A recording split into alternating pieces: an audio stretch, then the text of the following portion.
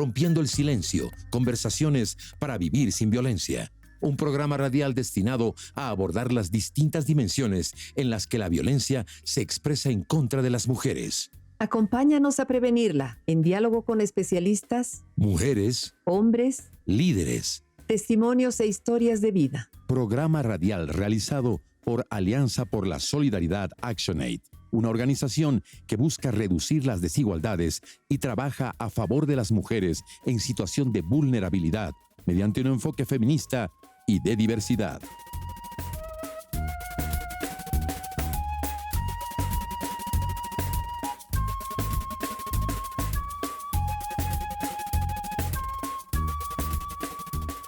Un cordial saludo a toda la audiencia que nos sintoniza y en especial a mi compañera de conducción de programa, Lourdes Murillo. Igualmente saludo a mi compañero Álvaro González, con quien comparto la conducción del programa.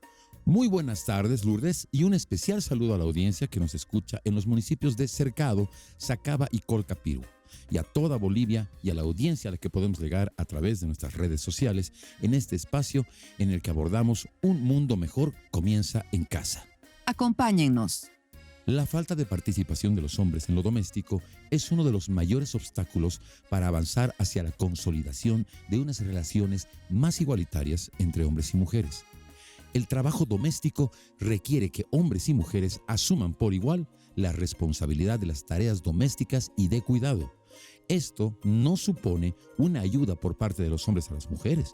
Significa que asumamos el 50% de la responsabilidad y desempeño que nos corresponde. Relaciones que exigen que reflexionemos sobre nuestro rol y que pongamos manos a la obra para compartir solidariamente con ellas la vida, el trabajo y el poder de manera justa y equitativa.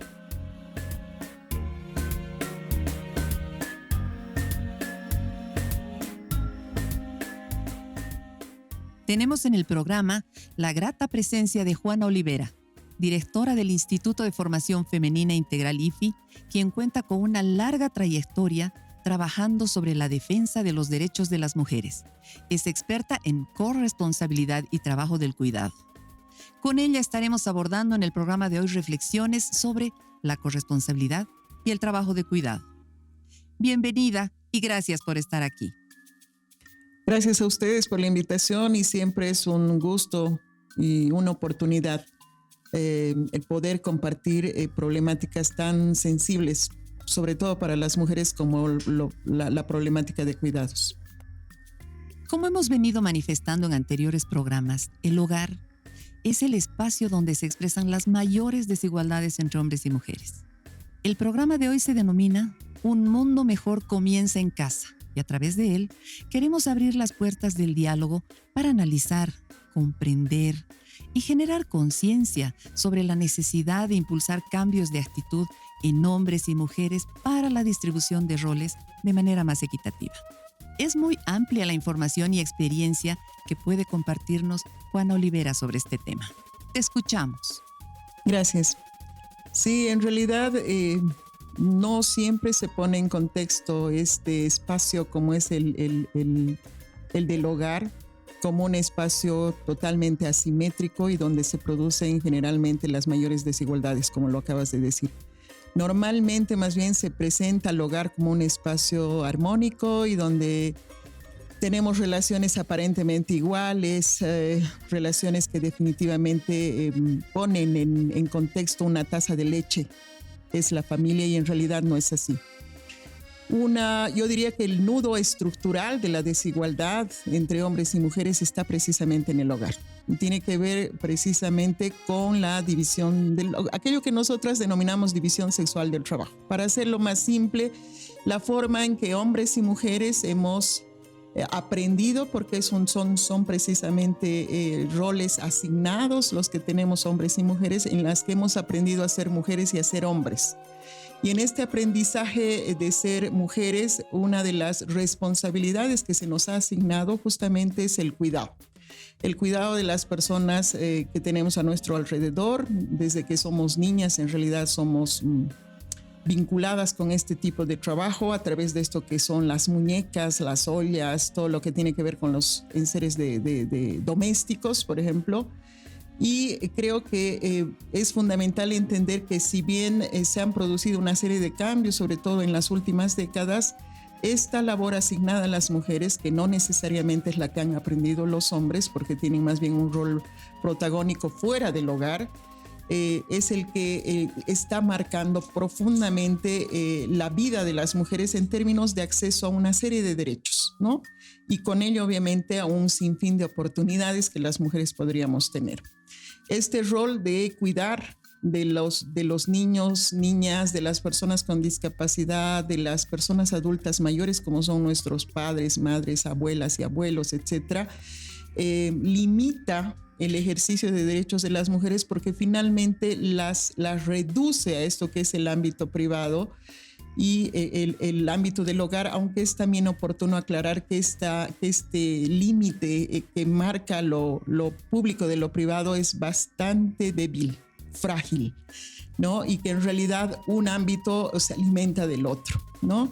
Entonces, las mujeres, precisamente por asumir este tipo de trabajo, nos hemos visto limitadas de acceder, por ejemplo, a oportunidades de estudio, de trabajo, y con ello obviamente es todo un círculo vicioso el que se establece en ese sentido, porque al no tener posibilidades de estudiar y no tener posibilidades de trabajar, generamos dependencia económica de estas personas que son nuestras parejas o nuestros padres y no tenemos la posibilidad de tener una autonomía, ¿no? Y una autonomía que se expresa no solamente en el nivel económico, pero que es marcado profundamente por sino que tiene que ver también con una autonomía de nuestros cuerpos y que tiene que ver con una autonomía política. Entonces, desempeñarnos en estos tres ámbitos que son fundamentales definitivamente marca nuestras oportunidades, nuestros accesos, nuestra calidad de vida y se ve reducida a esto que es cuidar de las y de los demás. Y en ese sentido creo que las mujeres hemos sido educadas como seres para los demás, o sea, seres para otras personas, y hemos visto limitadas nuestras posibilidades y hasta es malo pensar que podemos o que tenemos el derecho de pensar en nosotras mismas, ¿no? Esto porque se considera, y hay varios paradigmas que así lo refuerzan, empezando por el famoso himno a la madre, donde realmente las mujeres abnegadas, las mujeres sacrificadas, las mujeres buenas, las buenas esposas, etcétera, son las mujeres que realmente son destacadas en esto que es la valoración de lo que tiene que ser una mujer. Y cuando las mujeres volcamos nuestro esfuerzo no solamente a lo doméstico, porque finalmente lo tenemos que hacer, porque vamos a hablar más adelante de esto que es la corresponsabilidad, que volcamos, decía, nuestro esfuerzo hacia afuera, hacia esto que es también la posibilidad y el derecho que tenemos de generar ingresos, de tener la posibilidad de gastar estos ingresos no solamente en nuestros hijas e hijos, padres, madres, abuelas, etcétera, personas queridas para nosotros que así lo requieran, sino también de invertir en nosotras mismas, no siempre es visto de la mejor manera, ¿no?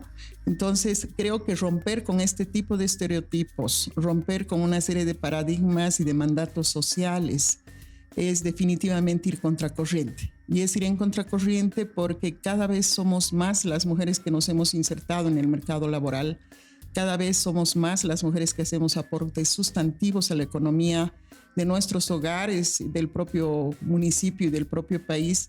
No obstante, este tipo de trabajo que hacemos no es valorado porque se supone que descuidamos a nuestras familias como parte de ese rol asignado que nos ha atribuido la sociedad.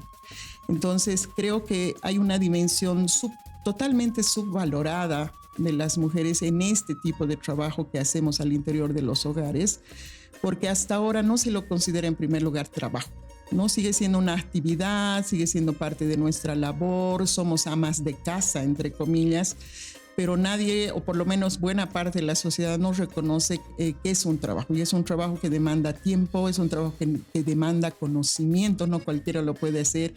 Es un trabajo que demanda una serie de renuncias a otros espacios de nuestra vida para hacernos cargo de este ámbito doméstico y que además genera un desgaste no solamente físico para atender esta dimensión material de los cuidados, que es limpiar nuestra casa, lavar la ropa, cocinar, acompañar en el desarrollo de las tareas a nuestros hijos e hijas, ir al mercado, lo que fuera, que tiene que ver con procesos que finalmente lo que están buscando es garantizar la reproducción de la vida, la sostenibilidad de la vida. Entonces, este trabajo que hasta ahora no es considerado trabajo y que además es uno de los aportes económicos fundamentales a la economía del país, sigue siendo invisibilizado. Y hasta ahora, pese a que incluso la Constitución Política del Estado establece en el artículo 338 que este trabajo tiene que ser contabilizado en las cuentas públicas, es decir, en el Producto Interno Bruto, hasta ahora no se ha podido realizar desde el año 2009 una encuesta de uso de tiempo en nuestro país. Entonces son realmente ámbitos, lo público y lo privado, en donde las mujeres estamos sosteniendo con este trabajo la reproducción de esto que es el sistema de acumulación de capital, esto que son los mercados, donde se supone que salen a trabajar hombres y mujeres listos para insertarse en su fuente laboral, y que nadie ve por detrás todo el trabajo que existe en términos de quién prepara los alimentos, quién lava la ropa, quién se hace cargo de llevar a los niños y niñas a la escuela, con quién se quedan nuestros abuelos al cuidado de quién los alimenta, quién se hace cargo de las personas enfermas, etc.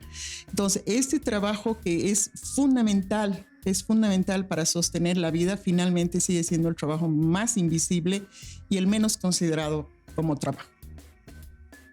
Has mencionado varios temas que son fundamentales en este análisis para entender esta desigualdad que hay entre hombres y mujeres. Y en relación a la violencia particularmente, un tema que has mencionado es esta dificultad que tenemos las mujeres para lograr un empoderamiento económico.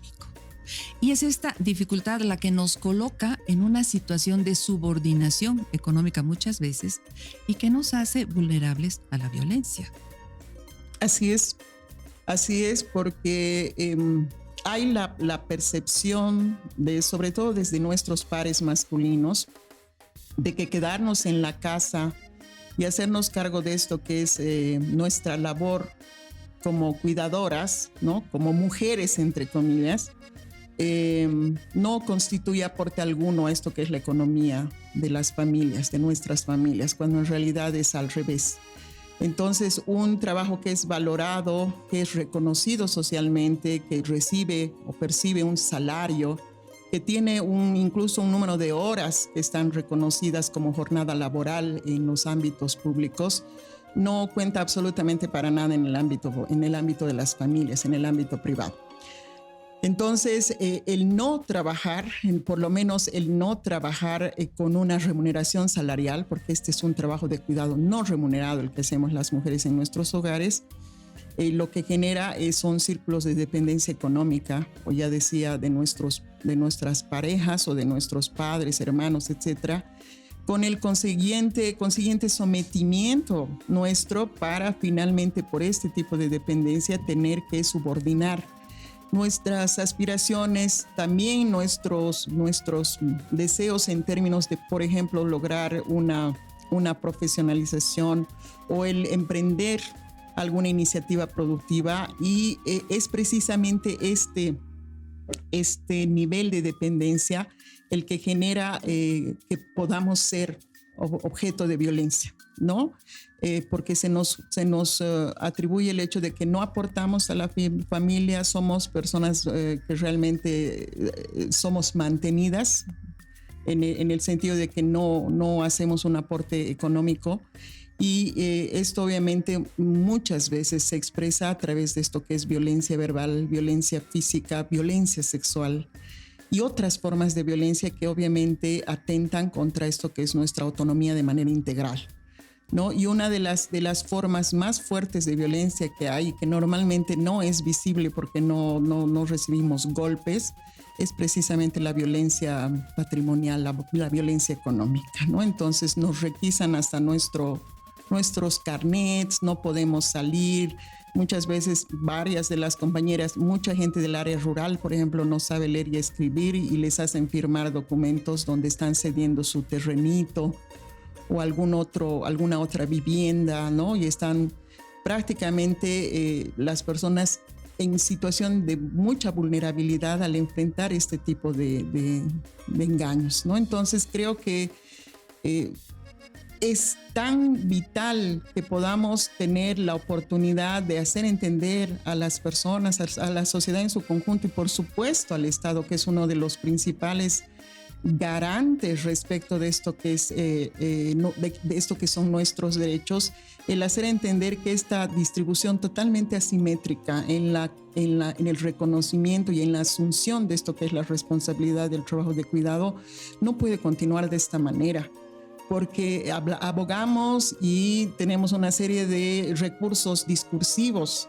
para hablar de la igualdad de género, para hablar de que estamos avanzando en nuestros derechos. Tenemos un cuerpo, un conjunto normativo que se supone respalda el ejercicio de nuestros derechos y que se constituye en una garantía, pero no tenemos más ahora que poesía, diría yo, porque finalmente son leyes que no tienen una concreción en términos reales y las mujeres seguimos asumiendo el trabajo de cuidado casi de manera exclusiva.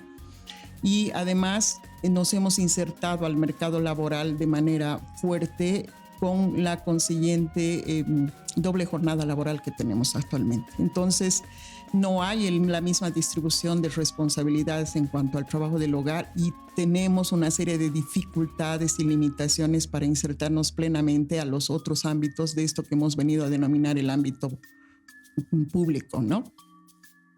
Ustedes que están trabajando en formación profesional con mujeres, tienen también una experiencia respecto de este tema del empoderamiento, porque pensamos que una mujer empoderada puede decidir, no solamente tiene el derecho a ganar un dinero, sino también puede decidir cómo gastarlo, pero no siempre sucede eso.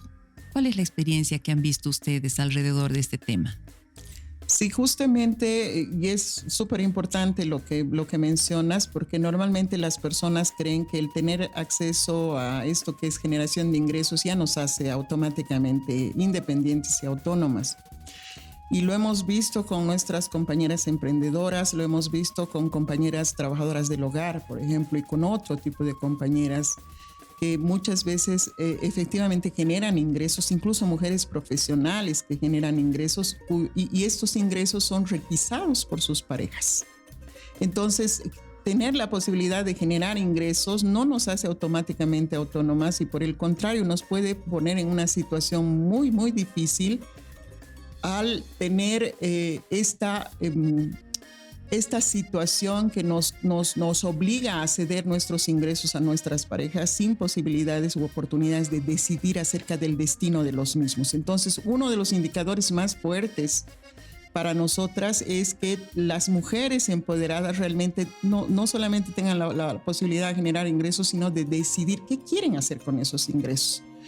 Y no necesariamente tenemos que invertir estos ingresos en cosas necesarias, porque generalmente las mujeres tenemos instalada también esa responsabilidad de que tenemos que hacernos cargo de las cosas que faltan en nuestros hogares, sino que también es parte de nuestro derecho invertirlo en nosotras mismas, ¿no?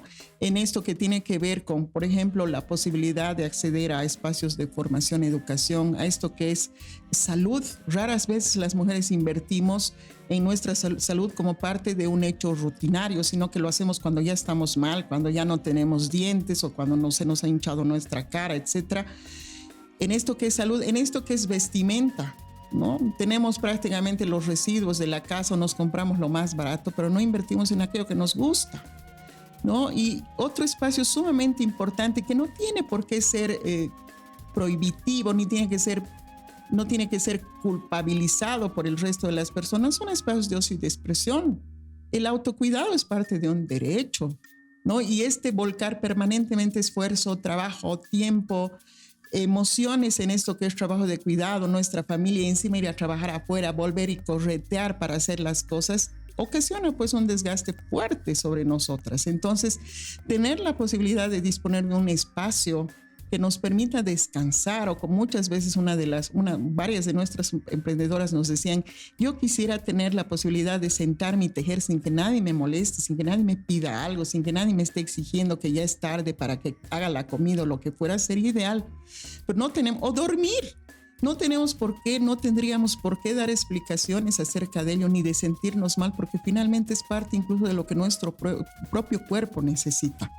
Pero no lo hacemos por esta imagen falsa y perversamente alimentada de que las mujeres tenemos que responder a un estereotipo de mujer abnegada y sacrificada, y que no nos podemos permitir este tipo de espacios cuando son tan necesarios, ¿no? Entonces, creo que romper con ese tipo de estigmas que se han creado sobre nosotras es fundamental para ir avanzando en esto que es el desmontaje de toda esta estructura que finalmente no nos permite crecer. Y creo que en ese sentido también es importante aclarar que no hay culpa sobre nuestros pares masculinos. Lo que hay sí es una enorme responsabilidad.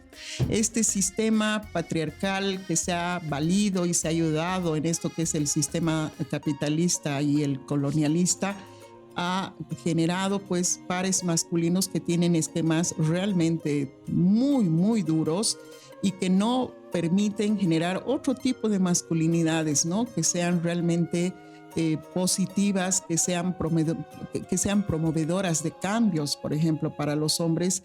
Y creo que encasillarlos en esto de que son proveedores, son machistas, etcétera, precisamente no es no nos lleva a una lectura adecuada, ¿no? El sistema los ha educado de esa manera, pero creo que también es parte de una responsabilidad de nuestros pares masculinos asumir otro tipo de masculinidades que nos permitan generar pues sociedades más justas, más equilibradas, más equitativas, más saludables, porque no tenemos sociedades saludables.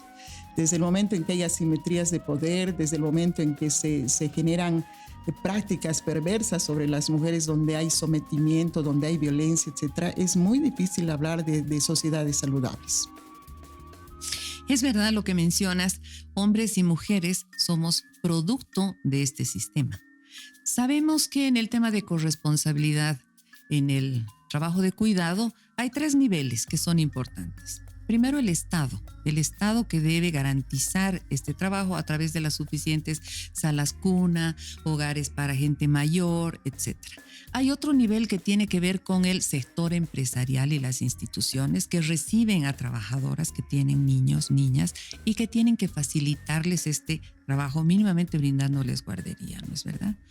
Pero el hogar, aquel que hemos hablado que es donde se expresan esta mayor desigualdad, es creo donde se pueden empezar a promover cambios. ¿Cuál sería la estrategia para lograr una corresponsabilidad de manera que hombres y mujeres vayan gradualmente asumiendo de manera equitativa el trabajo doméstico y de cuidados? Sí, yo parto un poco de lo que ha sido la experiencia del IFI. Y ya tenemos un recorrido de 42 años trabajando en este tipo de problemáticas. Y creo que si no llevamos adelante una intervención sistémica, es decir, que recupere estas 3 dimensiones que acabas de mencionar, ¿no? Esto que es generar cambios y paradigmas en términos de lo que son imaginarios colectivos, por ejemplo, respecto de los cuidados a nivel del Estado, si no asumimos la corresponsabilidad de los cuidados a nivel colectivo, a nivel social, porque creo que no hay ninguna persona en nuestro planeta que pueda decir yo soy autosuficiente y no necesito absolutamente de nadie. Por supuesto que somos dependientes de cuidado. En algún momento de nuestra vida lo vamos a hacer y en algún momento de nuestra vida lo hemos sido también.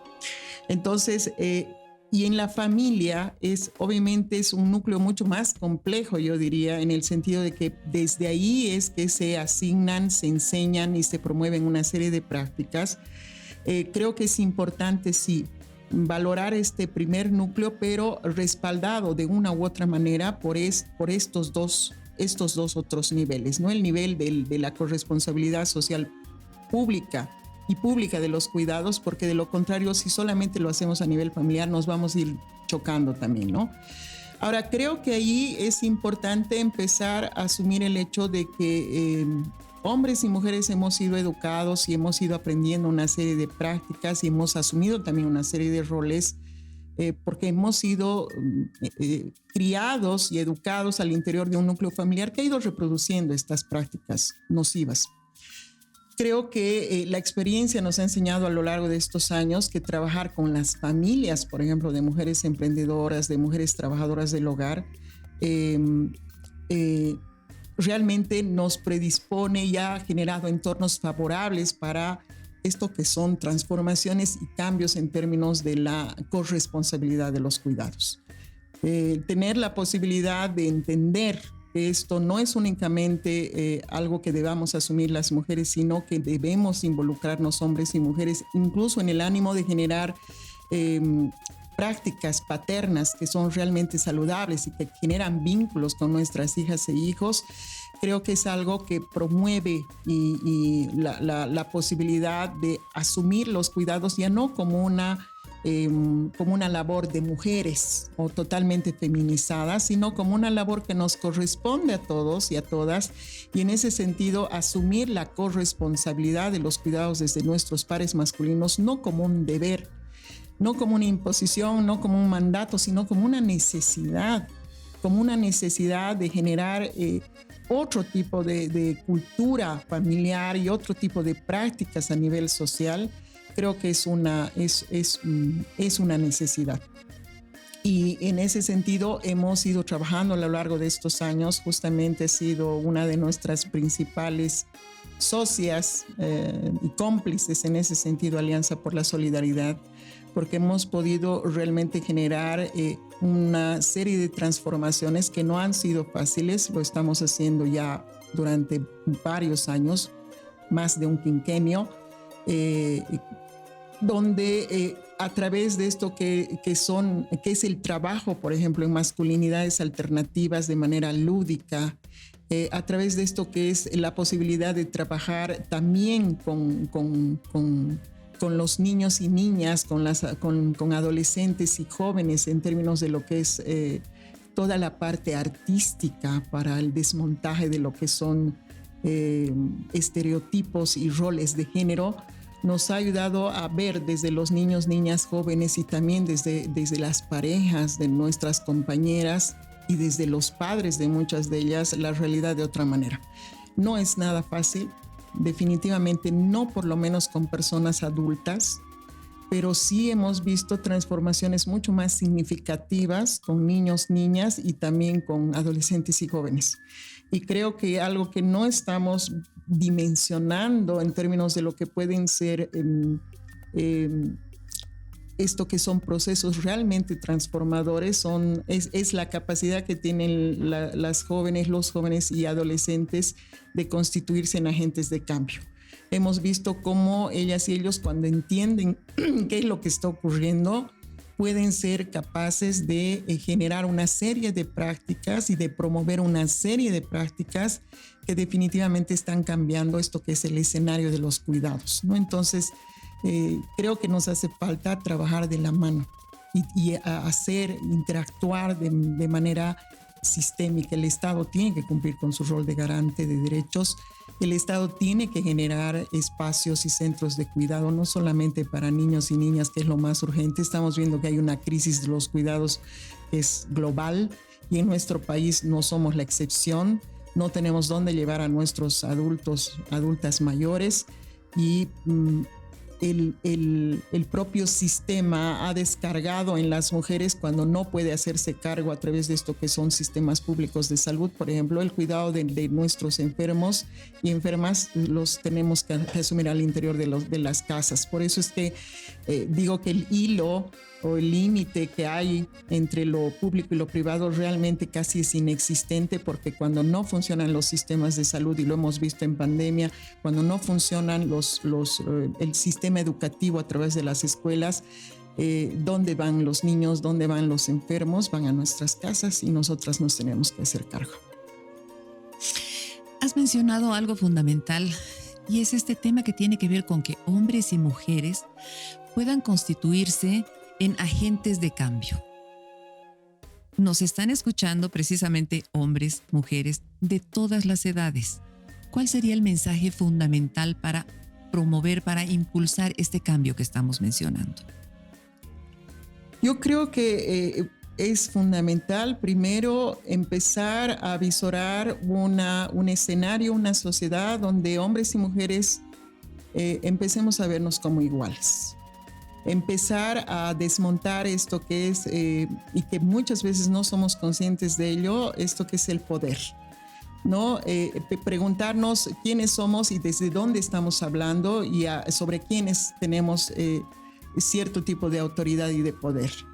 Y cómo es que nos vinculamos, porque no necesariamente el poder es malo, no necesariamente es malo, y creo que tener la posibilidad de disolver este poder en esto que es un tejido social, o en esto que son las redes que tenemos a nivel familiar, o en esto que es nuestro vínculo con el Estado, puede darnos otro tipo de resultados que son, creo, positivos. Yo soy una firme creyente de las y los jóvenes como agentes de cambio y de los niños, porque no he visto a lo largo de estos años en los niños diferencia o prejuicios respecto de desempeñar cierto tipo de responsabilidades. Los niños, las niñas se vinculan con sus madres, con sus hermanas, con sus padres y asumen el trabajo de cuidado como cualquier niño, sin discriminar, sin decir esto corresponde a mujeres o esto a hombres. Lo hacen porque ven en ello una necesidad. Y creo que desmontarnos, deshacernos, llevar fuera de nosotros y de nosotras todas estas cáscaras que tenemos respecto de cómo nos ven las demás personas y asumir la corresponsabilidad de los cuidados como una necesidad, y que finalmente es el trabajo más importante, el más importante sin lugar a dudas, que hombres y mujeres podemos asumir, porque estamos hablando de esto que es sostener la vida y no ponerla en riesgo, y estamos poniéndola en riesgo cuando volcamos todo nuestro esfuerzo, esto que es el trabajo en el ámbito público, y descuidamos y dejamos a nuestros niños, niñas, adultos mayores, personas enfermas, porque no hay quien los cuide y tenemos que generar ingresos. Estamos realmente subordinadas y subordinados a esto que es una lógica de mercado y de acumulación de capital. Es dinero, dinero, dinero para seguir manteniendo la situación. Creo que ahí es importante que desde el Estado se produzca un cambio y que haya un nuevo paradigma de desarrollo que nos permita realmente poner la vida al centro, ¿no? Priorizar la vida y sostener la vida y dejar de generar riesgos en torno a ella. Lo hemos visto en la pandemia, creo que es el mejor ejemplo. 3 meses hemos estado acuartelados en nuestras casas. ¿Por qué? Porque había un riesgo enorme sobre la vida. Se paró el sistema económico, paró el mercado. Hemos tenido y seguimos pagando hasta ahora lo que ha ocurrido con la pandemia. Tenemos una crisis económica realmente complicada ahorita, pero creo que no tendríamos que llegar a un sistema, a un escenario de crisis para poner la vida en el centro, para saber qué es lo más importante, para saber que esto es vital, y que qué vida va a ser más importante que la otra, ¿no? Creo que en este momento la crisis también ha puesto sobre la mesa del debate eso, qué vidas son las que merecen ser cuidadas, y creo que ahí nuestras, por ejemplo, compañeras trabajadoras del hogar han renunciado muchas veces al propio cuidado de sus seres queridos y de sí mismas por la necesidad justamente de generar ingresos cuidando la vida de otras personas, porque el sistema prioriza eso, prioriza el mercado antes que las vidas. Y si no tomamos conciencia acerca de ello, realmente estamos poniendo la vida en riesgo. Entonces, creo que el Estado tiene que entender que es necesario un paradigma del modelo de desarrollo económico. La sociedad tiene que entender que no es autosuficiente y que realmente somos humanos y humanas y que merecemos mirarnos como iguales, no solamente porque la ley lo dice, sino de que somos vidas y que queremos hacer vidas sostenibles. Y creo que en ese sentido hay que fomentar esto que hemos ido perdiendo a poco, que son redes de solidaridad entre las personas, y que nos veamos realmente como personas más allá de prejuicios, colores, clases, etc. Y por otro lado, creo firmemente en que las y los jóvenes son las personas probablemente más frescas, con mayores posibilidades de entender lo que está ocurriendo, porque toda la vida les hemos dicho que son el futuro, pero no los hemos podido recuperar con esta dimensión tan potente en calidad de presente, de una juventud que realmente quiere generar cambios, y creo que darles ese crédito, darles la responsabilidad, no es una carga para ellas y ellos, sino que más bien lo asumen con la perfecta posibilidad de que esto es posible. Muchas veces las personas adultas hemos perdido eso, ¿no? Pero pensamos que la posibilidad es parte de un horizonte que está muy lejos. Ellos y ellas no. Ellos y ellas generan cambios ahora y lo están haciendo de diversas maneras. Yo realmente creo que las personas adultas en este periodo de nuestras vidas nos hemos convertido más bien en parte de esto que es ser alumnos, ser estudiantes acerca de lo que ellas y ellos generan. Yo he aprendido muchísimo con ellos, desde empezar a actuar de manera muy contracturada, muy encasillada, a empezar a actuar de manera más descontraída, de llegar de manera más informal a las personas, de comunicarnos fluidamente, de no tener prejuicios, de abrirnos a esto que son las diversidades, etcétera. Y creo que por eso los adolescentes, las adolescentes y los jóvenes son para mí los más potentes agentes de cambio. Creo que ellos pueden hacerlo si les damos realmente el crédito, porque tienen muchísima sabiduría y tienen muchísimo más equilibrio que nosotros muchas veces. Quiero recuperar tus palabras cuando dices hay que cuidar la vida, hay que proteger la vida. Y eso tiene que ver con construir una sociedad más humana, ¿no es verdad? Pero en esa perspectiva también hay una relación tan fuerte entre esta desigualdad de asumir el trabajo doméstico y la violencia, que creo que el primer paso para construir esta sociedad más humana de la que estamos hablando es precisamente generar conciencia sobre esta profunda problemática. Analizando este tema, a mí me gustaría saber que nos puedas compartir tu experiencia respecto de esta relación entre trabajo doméstico, trabajo de cuidados y violencia. Es complicado. ¿A qué nos estamos exponiendo las mujeres al no provocar cambios en esta problemática? Es complejo, es un tema complejo porque hemos interiorizado y hemos introyectado de tal manera a las mujeres la responsabilidad del trabajo de cuidado en este ámbito realmente amplio que tienen los cuidados, que no es solamente cocinar, lavar y planchar, sino es lidiar con esto que son las emociones, con esto que es el cuidado de la vida de las personas que viven con nosotras, que nos es muy complicado desprendernos de este sentimiento de culpa que tenemos las mujeres. Y creo que esto que tú decías, que tomar conciencia de que no somos las únicas responsables, y saber que también es responsable y es corresponsable mi pareja, mi hijo, mi hija, mi abuela, mi mamá y mi papá, nos tiene que abrir la puerta para entender que no podemos seguir viviendo bajo un sistema que finalmente nos oprime y nos posterga.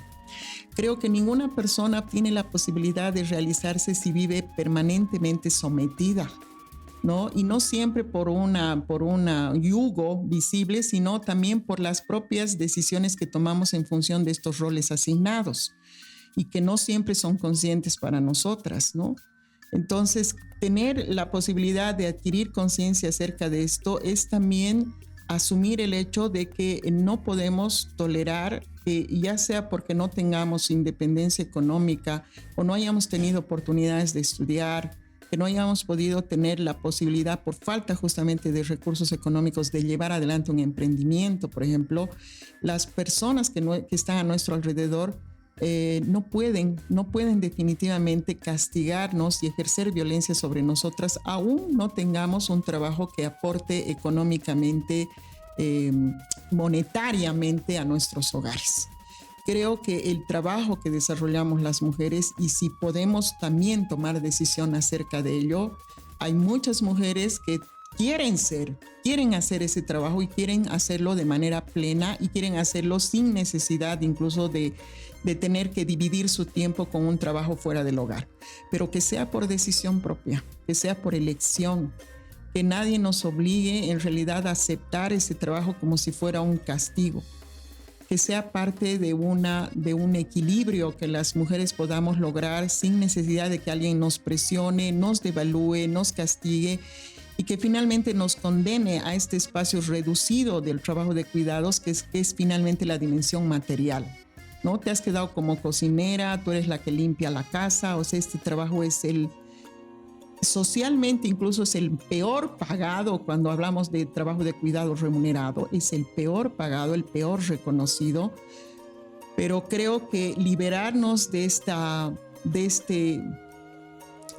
burbuja terriblemente pesada que ha puesto la sociedad y en la que nos ha encerrado la sociedad y el sistema patriarcal es finalmente romper también con esto que son prácticas violentas sobre nosotras las mujeres, porque creo que si hacemos esto tenemos la posibilidad de entender que nuestra autonomía tiene esas tres dimensiones básicas, ¿no? Es la autonomía sobre nosotras, entendiendo que partimos incluso de nuestro propio cuerpo, de decidir qué queremos, qué no queremos, cuándo nos sentimos mal, por qué nos tenemos que levantar si estamos enfermas, y el resto que incluso puede autocuidarse no lo hace, e ir mucho más allá, ¿no? Tener la posibilidad de estudiar, de formarnos, de trabajar, de generar nuestro ingreso, de disponer qué queremos hacer con ello, o de participar de otros ámbitos como el ámbito, por ejemplo, político, desde que yo puedo ser una representante de mi OTB, así el resto no me quiera escuchar, el resto de mis vecinos, porque la mayor parte de ellos son varones, yo quiero participar. Y quiero ocupar un cargo de repente público porque creo pues en la posibilidad de un cambio, ¿no? De que las cosas se pueden hacer de otra manera y no necesariamente filtradas por todo esto que vemos.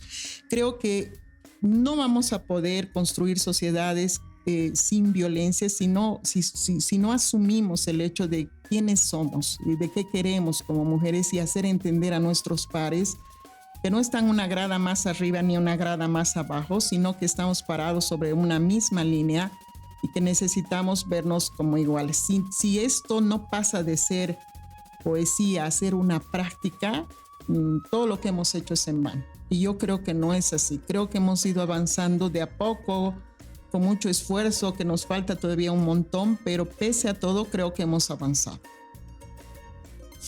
Me parece una reflexión muy importante para hombres, para mujeres, en esta perspectiva de que construir una sociedad más equitativa parte primero por dejarnos ser, dejarnos surgir en todas las dimensiones a las mujeres, y no necesariamente por parte de las parejas, sino de los entornos masculinos que tienen que ver con padres, hermanos, etc. Hemos compartido profundas reflexiones desde la experiencia de Juana Olivera, directora del Instituto de Formación Femenina Integral, IFI.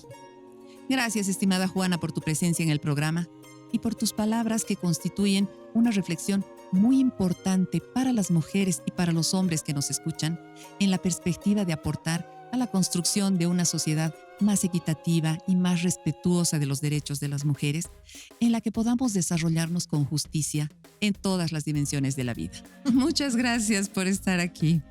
Bueno, la agradecida soy yo. Realmente ha sido un espacio muy lindo para compartir. Creo que los cambios no se dan gratuitamente. Las promovemos y los promovemos las personas. Y creo que en ese sentido, realmente un mundo mejor comienza en casa. Muchas gracias.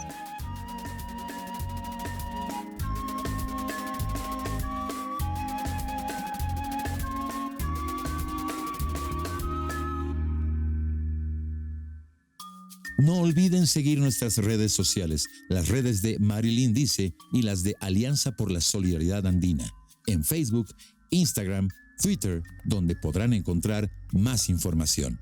Es tiempo de cambiar. Vivamos sin violencia. Alianza por la Solidaridad ActionAid, el Instituto de Formación Femenina Integral, con el apoyo del Gobierno de La Rioja, presentaron Rompiendo el Silencio, conversaciones para vivir sin violencia. Un programa radial que difunde, promueve y apoya el ejercicio pleno de los derechos de las mujeres en Bolivia. Gracias por estar en sintonía.